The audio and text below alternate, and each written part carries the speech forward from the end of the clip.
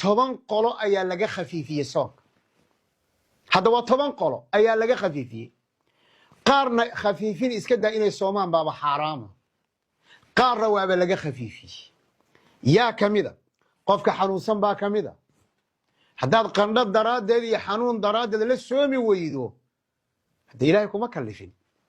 ilaahay wuxuu ku yidhi subxaanahu wa tacaala waman kaana minkum mariidan aw minkum mariidan, qofka xanuunsan haska afro.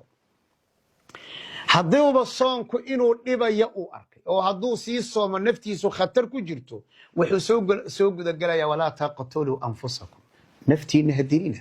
ilaahay baa kuu baneeyey inaad afurto. waa kow, nabiga iyo laa darara walaa diraar, naftaadana ha dhibin, dadkana markaa ha dhibin. allana waa ki yidhi yuriidu llahu bikum lyusra. labo, alxaa'idu wannufasaa, haweenaydu markayna gabdhuhu tukanaynin caadada qabaan iyo midda dhiigga dhalmada u fadhida iska daa inay soomaane, hadday soomaan baa dembi baa loo qoraya, aafimiin bayba noqonayaan. cuna oo cabba oo dhargaba. laakiin dib un ka soo qadaya si tartiiba. salaada maya, weliba waxa laga hadlayo waa soonka. midda afraad waa almurdic walxaamil, waa haweenkii gabadha uurka leh iyo midda xaamilada ah. labaduba ayagana haddayna marba awoodi karin inay soomaan oo ilmaha dartii ayna u soomi karin, ayagana waxaa loo fasaxay inay cunaan oo cabaan. bal fiiri inta hadda ummadaas inta nooce ummaddaa ka mid ahee ilaahay ka khafiifiyey. bal fiiri soonkii annagu aan culays ku arkayno, qaybo badanoo ummadda ka mid aan soomayninba waa ujeedaan, oo ilaahay fursadaa uu siiyey subxaanahu wa tacaala. qaarna waaba xaaraam, qaarna waa laga khafiifiyey. annaasi waa maxay? koobkan oo halkan yaallo oo ama shaaha ama biyo ama caano aan soo qabsaday waan cabbay, hadda waa hilmaansanaya ogow. kama wado qofka i arkaya ee i ag fadhiya ee xusuusan inaan soomanahay inuu iga aamusayo maaha. waa alamru bilmacruuf wanahy can ilmunkar, waa atacaawun cala alismi. inuu ii sheego waajib bay ku tahay, waa inuu ii sheego yidhahdo waad soomantahay ogow. laakiin anugu maadaamana wax ogeyn, naasi soomiihi waa hilmaansanahay. faman akala aw shariba falyutima sawmahu, qofka cuna ama caba asagoo hilmaansan ha dhammaystirto. way noo soo noqon doontaa mar labaad insha allahu tacala. hadale waa lix, aljaahil, qofka masalada xukunkan jahliba kaga jira, ama wax la caba ha noqdo, ama waktiga ha noqdo, ama xukunka ha noqdo.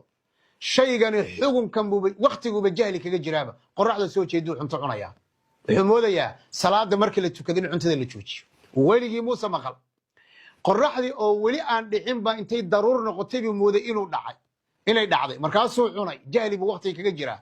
nabigayba ku dhacday soo alayhi salaam. hooyadeen asmaa bint abibakar baa xadiidka noo warinaysa.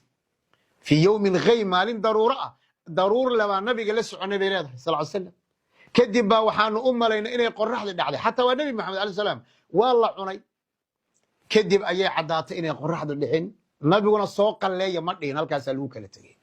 qodobkaana waa qodob muhiima. maalan waa xadiid asmaa bint almukrah, qofkii baa intii xabad lagu qabtaalay waad cuni ama waad dhiman, wuu cabbayaa.